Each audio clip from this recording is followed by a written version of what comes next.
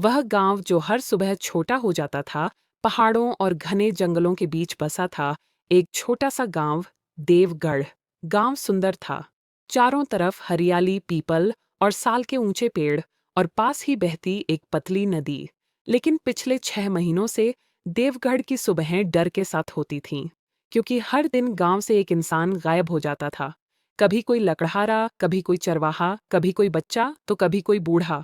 ना खून के निशान, ना लाश, न किसी तरह की चीख। बस इंसान था और फिर नहीं रहा। जंगल का डर देवगढ़ के पास ही था, भयानक जंगल।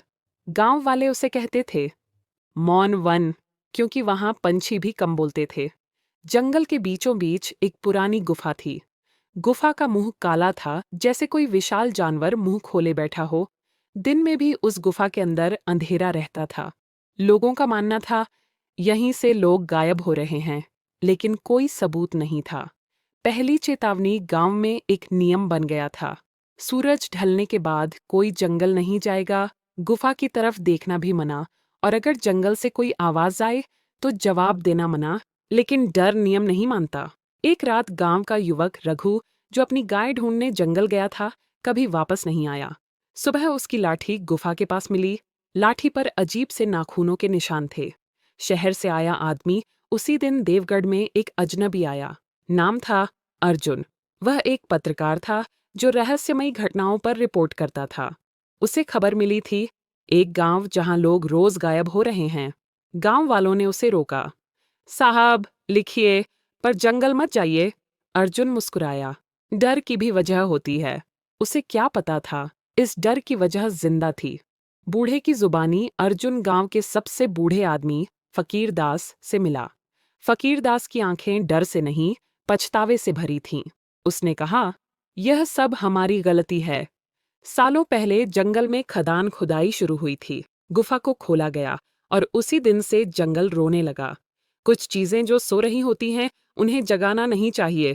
पहली रात का सन्नाटा। अर्जुन गांव में रुका। रात गहरी थी। तभी उसे जंगल से आवाज आई, अर्जुन। उसका नाम। वह चौंक गया। आवाज फिर आई, गुफा आओ, सच जानना है तो। आवाज किसी और की नहीं, उसके मरे हुए भाई की थी। अर्जुन का शरीर कांप गया। गुफा का मुंह। अगली सुबह अर्जुन ने गुफा देखने का फैसला किया। दिन में भी गुफा के अंदर ठंडी हवा चल रही थी। दीवारों पर हाथों के निशान थे, कुछ ताजा, कुछ बहुत पुराने। अचानक गुफा के अंदर से रोने की आवाज आई, एक बच्चे की। सच्चाई का पहला टुकड़ा। अर्जुन को गुफा के अंदर एक पुरानी मूर्ति मिली, आधी टूटी हुई। मूर्ति के नीचे लिखा था, जो लेगा जंगल से, जंगल ले लेगा उससे। अर्जुन समझ गया, यह कोई जानवर नहीं है, यह कुछ और है। गायब होते लोग। अगले 3 दिन में 3 और लोग गायब हो गए। एक बच्ची जो जंगल के किनारे खेल रही थी, एक औरत जो लकड़ी लेने गई थी, और गांव का पुजारी। अब डर पागलपन बन चुका था।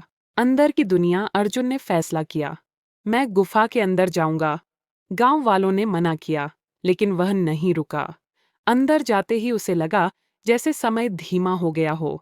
गुफा के अंदर एक विशाल खाली जगह थी, और बीच में हड्डियों का ढेर। लेकिन हड्डियां पूरी नहीं थीं, जैसे किसी ने इंसान को अंदर से खा लिया हो।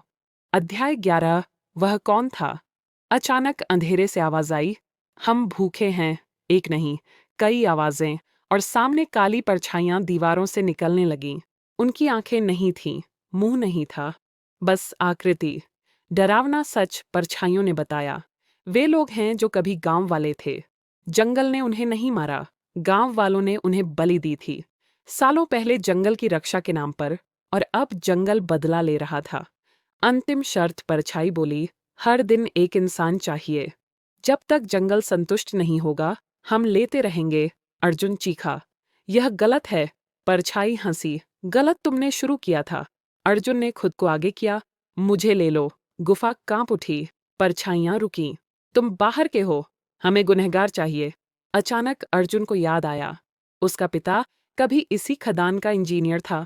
उसने ही गुफा तुड़वाई थी। अर्जुन समझ गया, वह भी दोषी है।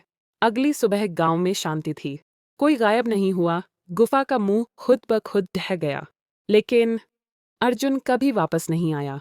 गांव वालों का कहना है, आज भी जंगल में कभी कभी एक आवाज आती है,